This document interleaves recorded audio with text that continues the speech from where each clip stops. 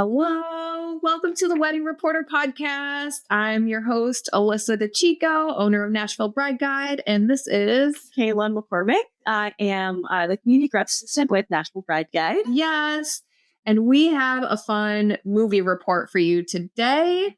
We are talking about Father of the Bride. Yes. Oh, one of the best wedding movies out there. We love reviewing wedding movies. So if you have any suggestions for us, hit us up. Let us know which one we should do next. So let's jump right in. I have a quick synopsis of the movie. George Banks is Steve Martin, and his wife is Nina, who is Diane Keaton. They are proud parents of Annie, who's Kimberly Williams, now Paisley. So many actors. Yes. But when she returns from studying abroad and announces that she's engaged, their whole world turns upside down, especially that of overprotective George. From meeting the in-laws to wedding plans with an over-the-top consultant who is Martin Short, Frank. It seems as if the trouble never ends in this update of the classic Spencer Tracy comedy. That's something I didn't realize. It's a remake of a 1950s movie, which I'm like, now I want to go and watch that movie. I know, which it's still called Father of the Bride. Okay. I never knew. You know, I think somebody asked me that. I think asked me that. He was like, is that a remake? And I think I said no. Yeah. I didn't know that. So again, it's a remake. And I think they actually did another one in 2022, which I have not seen. Is it a TV show or a movie? I don't know, but we'll have to check that out too. Maybe we'll have to make more episodes of reviewing those movies too. I know. Yes. And Father of the Bride Part 2, which is where they become pregnant. And so that's a fun one. But this movie debuted in 1991. It's directed by Charles Shire and written by Nancy Myers, she's written so many amazing romantic comedies like The Holiday and The Parent Trap. I think Charles Shire and Nancy both did The Parent Trap, like the new Lindsay Lohan. I say new. But that one is a remake as well. So maybe this is their thing that they do, is like remake old movies into new ones, which that was all in the 90s though. They do really well. Yes, they do. Well, and yes, I think, let's see, Kieran Culkin played her younger brother, Maddie, and then Martin Short is Frank. And okay, I have a fun fact about the movie to start off with. So Steve Martin agreed to play George before the script had even been written. Oh, wow. Which is pretty cool. I love that. So then that's good for Nancy because she can just like totally write him into that character. Yeah. And Steve says it was the end of the hippie wedding with Father of the Bride. So he says, this movie represents the complete death of the hippie laurel wreath standing on the mountaintop marriage. Although it's been dead a long time, this is the first movie to see it. He further explained, I mean, the big wedding is as much of a fad as the little wedding. So Father of the Bride is a statement about something that's probably going to be around for a long time. Well, that kind of leads to what I was going to say. When he's talking to the camera at the beginning, he says, when he bought this house 17 years ago, it cost less than that event. And that still can stand true for some folks. Totally. So, I don't know if this kind of kicked off part of the big wedding industry in 1991, I think you said. Yeah, definitely. And for this movie to play such a pivotal role in the wedding industry and the wedding trends of the 1990s at that time. It's a staple. It's huge. It's a staple. Yeah, like he said, the hippie wedding's gone. That's no more. Now these big 90s backyard weddings are in. So I love that intro where he's talking to the camera. It's the end of the wedding at his own residence, his own house. Which he could barely attend. Yeah, I know. Which he really did barely attend. Think about that too, because when you have weddings at your house, that's one of the important things to understand is your role in the wedding is just as important as, I guess, keeping up the house. So definitely. But yeah. He says something here, and I relate to it, and I know Alyssa relates to it. We both have a boy and a girl, children. Yes. But he says this long monologue about, when you're growing up and you have a daughter, you worry all the time about her meeting the wrong guy. Yeah. And then there's a point when you start worrying about her meeting the right guy. Yes. And I just about lost it. My daughter is 3 months old. But still thinking of her. But thinking of her and meeting the right guy, because then you lose her. Yes. So, it's heart-wrenching. And I was telling you right there. I know. It's like when I watch these movies now, since I'm a parent, I put myself in the movie as like how the parent is feeling rather than like the kid or daughter, whoever. And so it's an interesting shift. Like once you become a parent, Different perspective. Yeah, definitely. So this took place in California in the Los Angeles area. It was filmed there, but it also does take place there. Steve Martin owns this amazing vintage car, which I'm like, okay, I don't think we saw a wedding exit, but like that's the perfect wedding exit car. And I love when she comes home from her trip abroad. She greets her dad by sliding down the staircase. Yes. I'm assuming what she would do all the time. I grew up in the house. Yeah, she probably did. She's still daddy's little girl in his mind. So yes. And I love how like in the movie, when we see it from George Banks' perspective, she's still a little girl. And so they kind of flash to this, like at the table when she's telling them, like, I'm getting married. I have no daddy, I'm getting married. And it's like this little girl saying it. And it's like, man, that's how dads look at their daughters still. It's like the little girl that they just know and raise. And it's so sweet. She's 22. She is 22, yes. And her mom mentions that was not the age that they got married, but the age that she had her daughter. Yeah. 22. And he's like, what? No, it wasn't. It was a different age. 22 is different now. I know. Gosh. Yes. I mean, I do feel like in this generation, we are getting married a little bit older. Yeah. Than our parents did. For instance, my parents got married in 1921. Yeah. Same with mine. Yeah. So, and that was in the 80s. Yep. I do feel like to me, I feel like that's young. Yeah. Oh, yeah. But, I know. Yeah. You're right. Things have changed over the years. People are focusing on their careers and kind of holding off for marriage and things. So the shock is setting in on George and Nina. Nina is happy as can be. She is all about this wedding. She doesn't know the guy. She's just happy to plan a wedding for her daughter. She's happy to see the ring. She's all about it. And George is having a mental break. Open to all of it. Oh, yeah. She's like, okay. Like, yeah.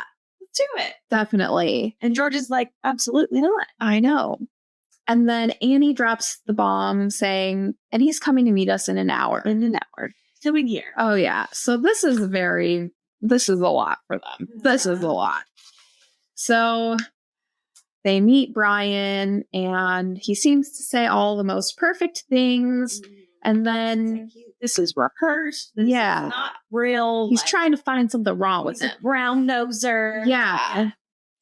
But then fast forward, they end up going to meet his parents.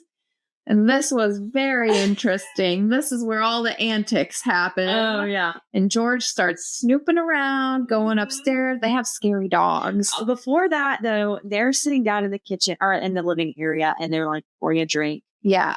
And, they're also reciprocating the same feelings. Like, yes, that's true. They're also saying, like, this is very sudden, like, but we believe that we love Annie. Like, they're like, we believe this is true kind of thing. Yeah. But his dad puts it into his perspective. So he's saying, we just have to let them go at some point. And I just think that is a different perspective when you're talking about your son getting married versus your daughter getting married. Oh, yeah. Oh, I know there's a lot more maybe like fragile emotions with a daughter than with a son. Maybe about my daughter getting married versus your son getting married. It just feels differently. Yeah. Yeah. Definitely. So we finally meet the wedding planner, Frank. Yes. And doesn't speak English. I mean, I know. We're like, what is this accent? Where is he from? It's totally made French up. Too. Yeah, That's true. I know. One thing he says, the wedding card. The wedding card determines the wedding. And I was like, what? What is the wedding saying? When the wedding cake determines the wedding style? That must be a 90s thing. It must be. That is not the way this goes. No. I have a fun fact about Franck. So his character is actually based on a real wedding planner. Yeah. So Martin Short portrayed him over the top. And it's based on Kevin Lee, who assisted with Brad Pitt and Jennifer Aniston's wedding and makes regular appearances on The Real Housewives of Beverly Hills. We had a great time together, Lee told Movie Phone about working with Short. So I guess they met, and he based his character off of Kevin Lee. How do we work in weddings and I don't know who this Kevin Lee is? Gosh. I'm going to have to look him up. Yeah, definitely. So they're looking at cakes, and he gets out this giant photo book of all the cake options. And this is interesting because actually when I got married in 2011, it was as Pinterest was just starting. So I was going shopping at these different places and looking at different, invitations, flipping through books and looking. Like Instagram had just started and it was definitely not what it is today. And people were, posting pictures of what they ate for breakfast on Instagram at that point. There were no stories, nothing like that. Yeah. So looking through a book is so foreign to us now because it's like, I just show them my Pinterest board or I just show them something that I saw on Instagram. Absolutely. And so I kind of love this old school way of doing it. And this cake that that Annie Banks wants to get is a $1,200 cake. $1,200 cake. So nowadays, I even think nowadays that's kind of expensive. Yeah, a little bit. Yeah. But it wouldn't be totally foreign. Yeah. Nowadays, that's not a totally foreign price to get. Right. But back then, it was like a shell-shocking price. What is that look like today? That is a good question. Let's look at that. The currency, not exchange, rate from back then to when, what was $12,000 in 1991 compared to now? That would be $2,661. Wow. So almost $700. Okay. Okay. Yep. Yeah. Which that's a hefty price tag for a wedding cake. It is. Yeah. But I know some people pay that. They do. I mean, I'm not surprised at what people pay for at any moment in time nowadays for weddings. I know. In the wedding industry for 5 years. Yeah. But it's still not normal. No. So, yep. At least in Nashville. In a different city, maybe. Yeah. So, yeah, he gets a call and he says it's going to be $250 a head. And George is at work, so he's having a hard time hearing him in the factory. Yeah. And he's like $250 and he just about faints. Yeah. But today, for a 100-person wedding, that's a $25,000 wedding if it's all in on, that price. Yeah. So that I feel like is normal price nowadays. So for a wedding. Yeah, I feel like it might be maybe on the average or maybe a little under average. I have seen it's mostly around $100 to $150 a head. I think. And that's what the food, that would be all the things that pertain to the venue stuff, entertainment, that sort of thing. It's not including a honeymoon dress, hair and makeup, that right stuff. No, doesn't include that stuff. But $250 head is not necessarily out of the norm either. Right now.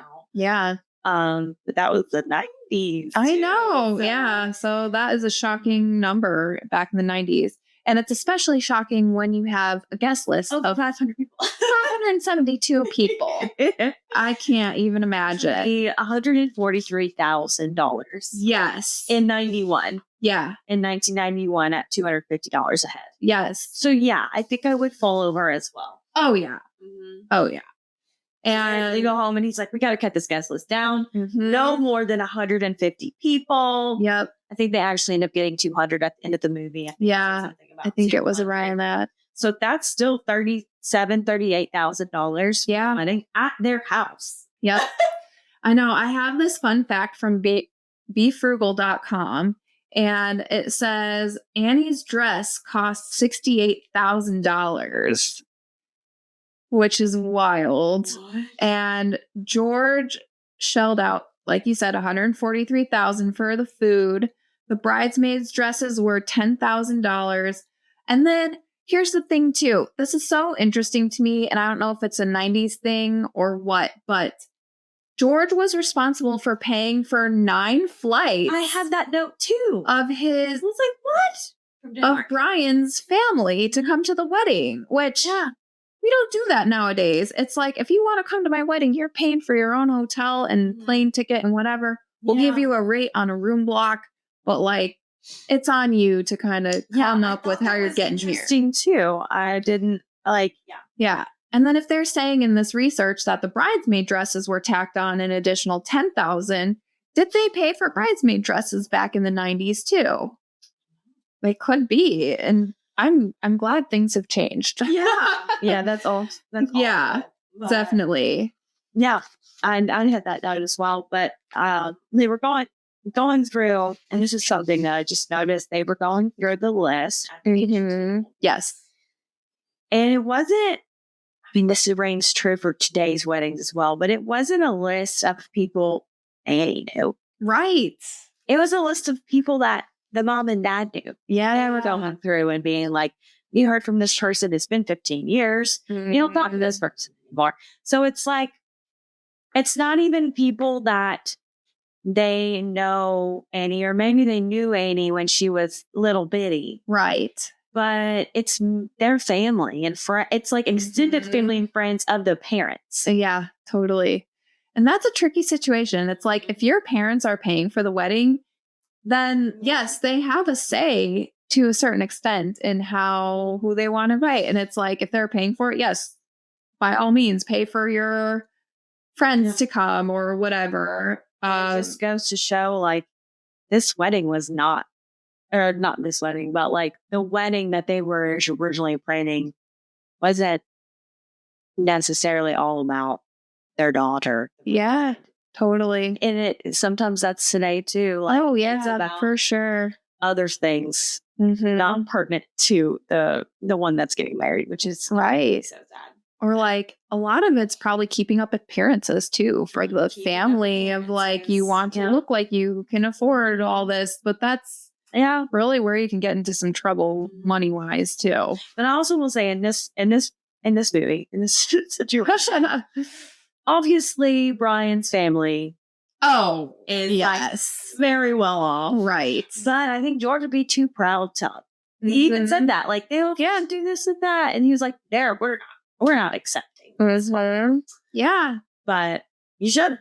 I know. Yeah. And I mean, a lot of those traditional costumes are kind of out the window now, where it's like a lot of times, groom's parents are contributing to weddings now too. Absolutely. And more weddings, I think, are paid by the couples themselves these days as well. So it's true. Yep. Very, very true. One of the things that Frank says is, we move the furniture out, we bring the chairs in. Yeah. Something like that. Yes. And he was like, but if you're moving chairs in, why do you have to move the furniture out? Yes. He's like, trust me, I've been doing this. I know what I'm talking about. Yes. I love it. You have such a great Frank impression. Oh my God. Yes. And George tries on his old tuxedo from back in the day, and it's real tight. And I think it's at that scene where he goes and he rips the back of it on accident because he goes and tries to open his door. And this is interesting too, because some family members might have their own idea of what attire they want to wear at the wedding, but I think that's why it's important to maybe like put on your invitation or your wedding website of like what attire is actually for your wedding. Very important. Yeah. And also during this scene, they have auditions for a band singer come to their house, which I'm like, okay, nowadays you just go to YouTube. Go to YouTube, Instagram. Vimeo, whatever, and watch the performance of what they've done at other weddings. Yeah. Most of them have a little trailer they've put together. And yeah, but back then they didn't have any of that. So you got to see them live in person to see if. So they came to you.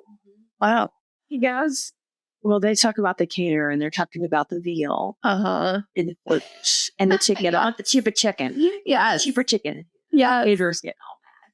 Yep. So George leaves and goes to the supermarket. He's taking the buns out of the. Yes. Which I like. Buns out. He has a point. He has a point. They give you 8 hot dogs and 12 buns. Yeah. I'm not paying for these buns. No.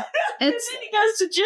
It's a reasonable meltdown to me, okay? You shouldn't have to go to jail for this. Bring it to the bun companies, okay? The bun company got with the hot dog company and they decided. Yeah. And it's very much like how the wedding industry can be. It totally is, Like, yes. The venue company, the venue gets with the caterer and they decide. It's kind of that exchange of that information and goods, and we're going to order this much of that. And so that's a good analogy for sure. Much can be similar to the wedding industry in that regard. Oh, yeah. So then we see a shot of all the engagement gifts, which Brian's parents gift them a car. Yeah. This is not normal. I actually cry at this scene. You do? I actually cry at this scene because before the car comes, they get a gift and they're like, yeah, oh, are we getting gifts? And so George goes and he's like, I got you a gift. I'm going to go get it. So yeah. And in the middle of them going to get this gift that he wrapped for Annie, Brian's parents come with a car. And so she walks in and she's like, oh, did you see that? And so she's like, oh, you said you had a gift. And he was like, oh, like, it's not. Mm-hmm. And he remembers that Annie wanted a cappuccino machine. Yeah. And so she unwraps it and it's a cappuccino machine and she's so genuinely happy. Yeah. And like, screw the car. Right. Like, it's a thoughtful gift. Yeah. And like, I actually cried at this. Oh, I'm like, this is so sweet. And she remembered and she loves it. The little thing. And yeah. And you can see like the relationship between the two. Yeah. Is really important. Yes. This next gift is when Annie has a breakdown. And it's because Brian buys her a blender for their 8-month anniversary. 8 months in there. Did you get an 8-month anniversary? 8 months. No. I did not. I don't think this is a normal thing. But it is, I mean, it's just a plot point. It's a plot point. And so George takes Brian out because Annie's very upset. Mm-hmm. And I think it's kind of funny that Brian's drinking like a strawberry daiquiri while George is drinking a beer. Yeah. But you know what? It's interesting because George, not that he comes to Brian's defense, because he doesn't come to his defense, but he realizes how much Annie loves him. Yes. And how much she wants to be married to him. Yeah. And so he's like, for the sake of my daughter, even though I don't want her to get married. Yeah. And I don't want her to get married to you right now. Yep. Maybe in the future, but I'm going to talk to them and see what's going on and make my daughter happy. That was the mature thing to do. Bravo, George. Yes. Not you, George. Yes. So they have a conversation at the bar. Yep. And they end up making up, which is good. Yeah. And making out on the staircase as George tries to shimmy past them. Yeah. There's that. Yes. We're going to have the wedding. But now it's the day of the wedding. And it is an unusual day because in 30-something years, it's the first day it's snowed in LA. And Frank and his assistant is out there. Yep. Shoveling ice and snow. Good for them. There's swans in the front yard, freezing their little tails off. They're in the bathtub. Yes. The swans are at first. And Frank is bringing in extra heaters. You know, when I worked at a rental company, I remember getting these calls on the Saturdays I would work and saying, do you have any extra heaters? And a lot of times you need certain fire code things for these. And we would get calls saying, can I get a tent today? And the answer was always no. You have to plan ahead for these things, which is sad. But I wanted to give out all the heaters and I wanted to give out all the tents, but there are a lot of hoops you have to jump through in order to have a safe wedding. So, anyway, it's not their house, and I guess I made it, but yeah. I don't know. But so there's Nina comes down the stairs and she's wearing a traditional mother of the bride outfit, which I almost feel like is still trending today. Yeah. Have the outfits really changed? I've been wishing for them to change for a very long time, but I don't think they have much. It's cream, white, pearls, gloves, got the little jacket going on. So yeah.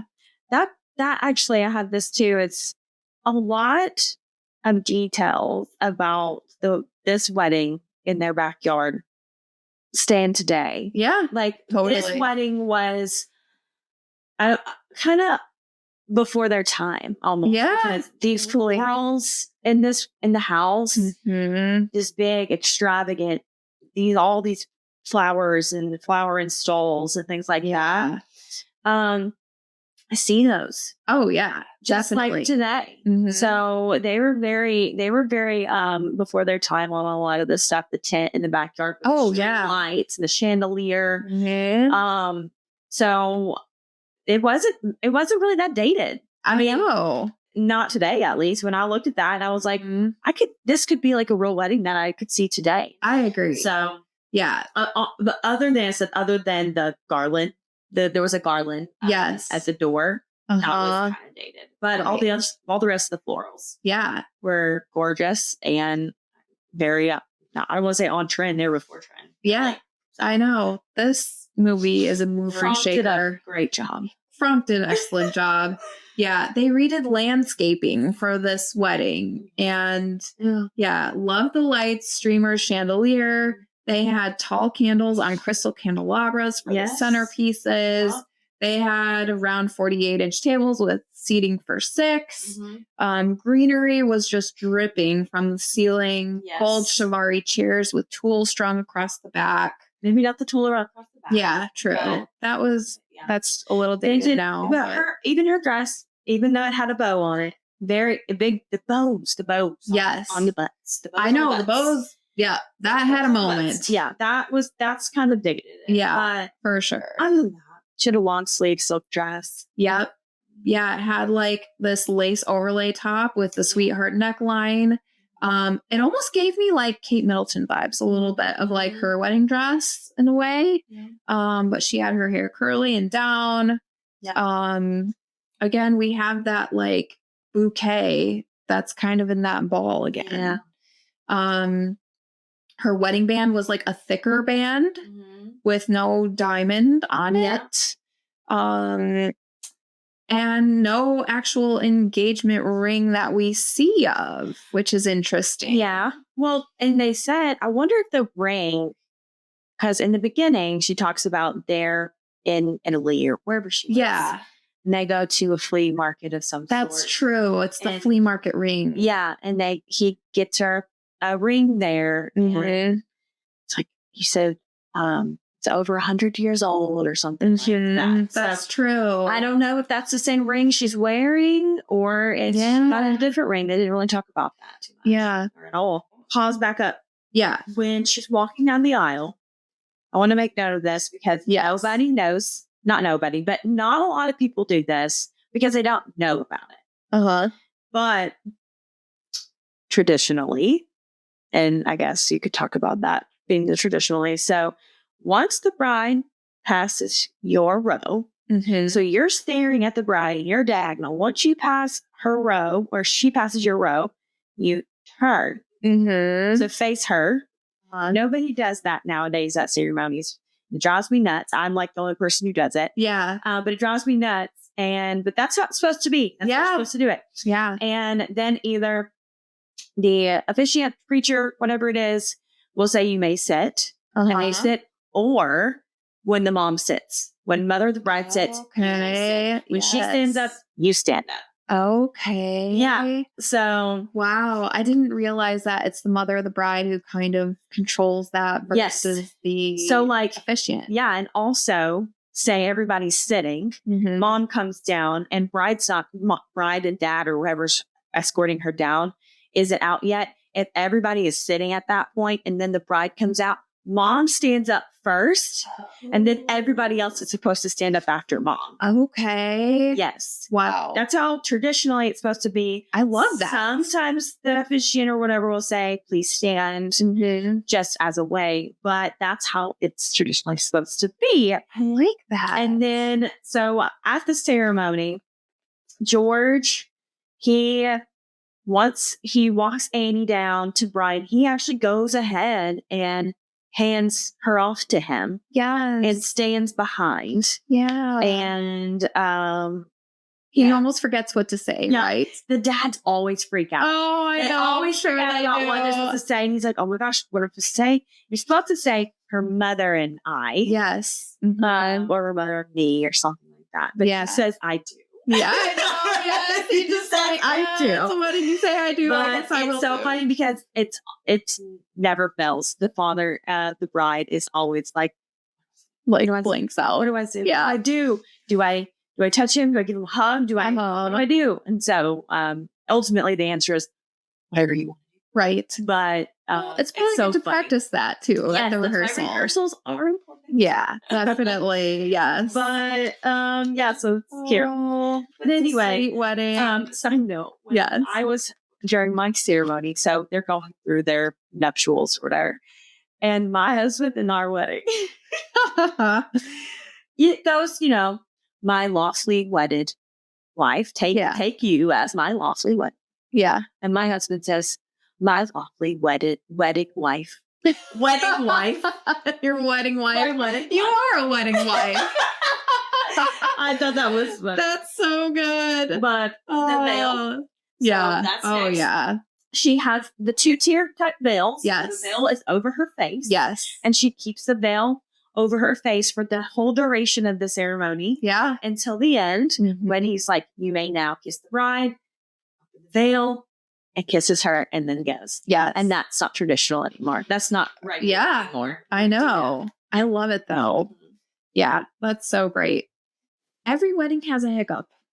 And this one was the parking situation. We're even getting away with 2 parking attendants. Yeah, I know, right? For and then the 500 or 200 people. Yeah, cops come, but they get it handled. I just feel bad for George because he misses so much of the wedding because of this. Yes. But you got little Kieran Culkin driving cars that is 5 years old. Yeah. I think it's funny there, like, he's in his own house and you've got the servers saying, like, you can't go out that way. The exit's the other way. Yeah. He tries to get a glass of champagne. He's like, oh, I don't have any more. That's my last one. Yeah. And it's like his own house. I know. His wedding is paying for. Yep. And he's like, ugh. But he takes it all in stride. I know. Other than being super sad, he misses the dance. I know. He missed the dance and then he tried to make a shortcut through his house to see Annie off, and he totally missed that too. He didn't even get to say goodbye to her, and she's like, didn't see it. Where's Dad? The bouquet. Yeah, which they did that at the end of the wedding, which is so interesting. In the house. Yes. Mm-hmm. So then they leave for their honeymoon immediately, which is so different from nowadays. And they're flying to Hawaii on a flight at night to Hawaii is a little odd too. Yeah. But that's, I guess, what they decided to do. And man, I can't imagine like immediately after your wedding getting on a plane. But I love her little send-off outfit. Yeah. It's sort of like this prep school, sort of like pleated skirt with a blazer, very like yacht club sort of outfit and look that she's got going on. She's already moved out, or she is moving out. Yeah. They're moving into an apartment. Yeah, she did mention an apartment. Yeah. So this is all interesting. Yeah, because she was packing up some boxes, I think, earlier in the movie. Yeah. But then she calls from the airport to say goodbye to George. And then the movie makes a full circle, and then we get George in his messy house with his blue tux. That was supposed to be black. That was not the designer. It's so funny because all these different people who you wouldn't think are like wedding, like color connoisseurs, they're like, oh, the guy in the blue tux. Yes. Like, I know. So not funny. black. He said, oh, what is the designer? Armani? Armani doesn't make a blue tux. Yeah. Or polyester. Yes, or polyester. That line got me. That was so good. Oh, man. And there's Father of the Bride. Yep. There's Father of the Bride. Such a great movie. I'm so glad that we got to review this movie. If you have any more movie reports that you have to suggest to us to review, let us know. Email us, contact us. Everything's in the show notes. So, yeah. Thanks so much for tuning in. Bye, guys. Thanks for tuning in to the Wedding Reporter podcast. I hope you learned a little bit and had fun today. To find more resources and podcast episodes, visit NashvilleBrideGuide.com for more information. And as always, click the subscribe button and leave us a review. Until next time, I'm Alyssa DeChico, signing off.